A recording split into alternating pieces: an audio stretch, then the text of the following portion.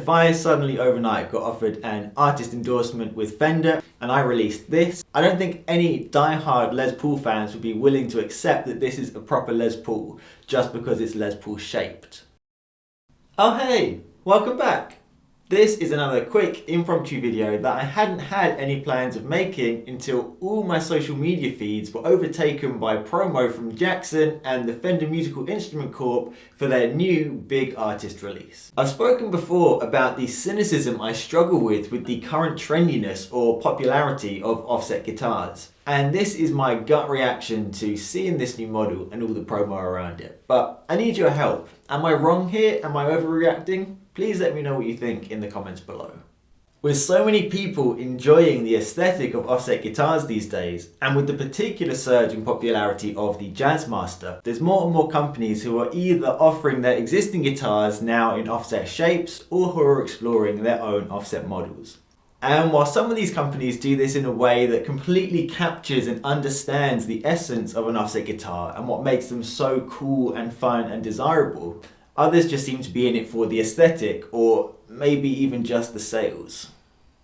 And while technically the Jackson LM-87 does have its roots in a cult classic offset guitar used by offset icons such as My Bloody Valentine, I kind of feel like this guitar, along with the Misha Mansour and Mike Stringer custom shop Jackson offsets, are kind of the most egregious offenders in this category.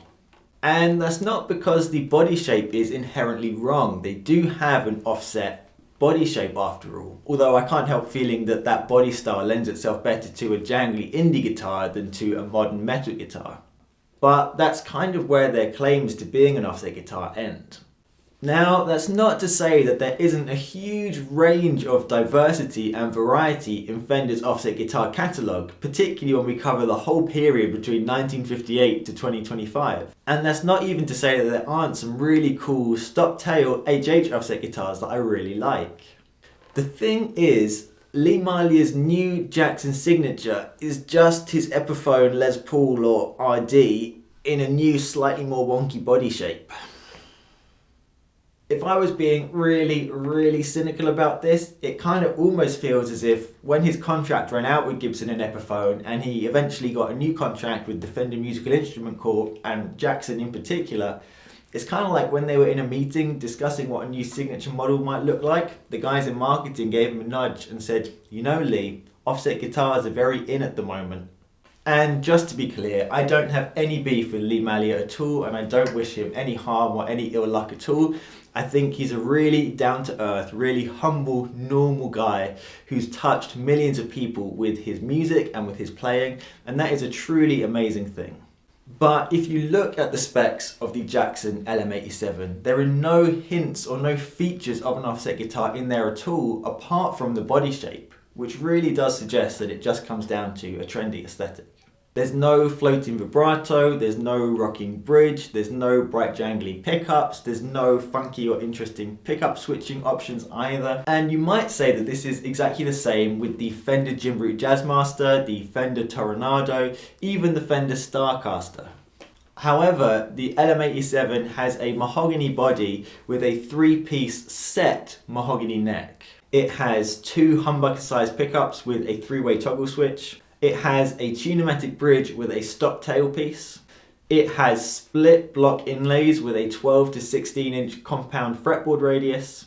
And it has a 3-a-side headstock. I can't shake the overwhelming feeling that this is just a mixture of a Gibson Les Paul Artisan mixed with a Gibson Les Paul Supreme and then just made a bit wonky. I don't really see how this guitar bears any resemblance or any relationship to the Fender Jazzmaster or Jaguar, which were intended as top of the line, best money can get, really futuristic and creative and original instruments with groundbreaking vibratos and bridges and switching and pickup options as well. And while the Jackson Surfcaster has somehow maintained its position in the company's catalogue for the last 30 years, I don't see how the Jackson LM-87 is made out of a deep love for the indie cult classic of the Surfmaster either. It really does just seem like an aesthetic.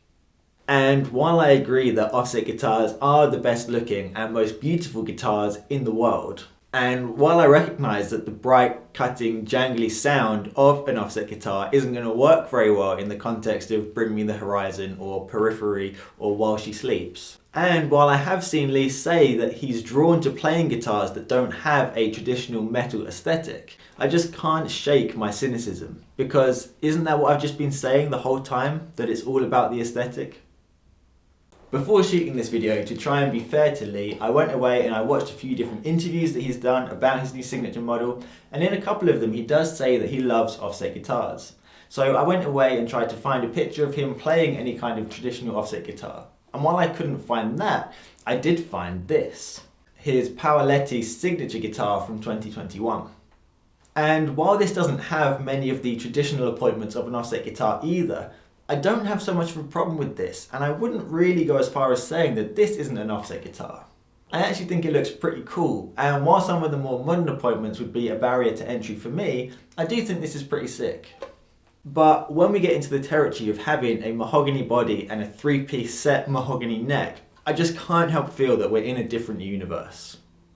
And to demonstrate this, if I suddenly overnight got offered an artist endorsement with Fender and they offered me a signature model and I released this saying I've always loved Les Pauls, I don't think any diehard Les Paul fans would be willing to accept that this is a proper Les Paul just because it's Les Paul shaped. So why should it be any different for offset guitars? So what do you think? Am I wrong about this? Am I being too hard on Lee Malia and Jackson and the Fender Musical Instrument Corp?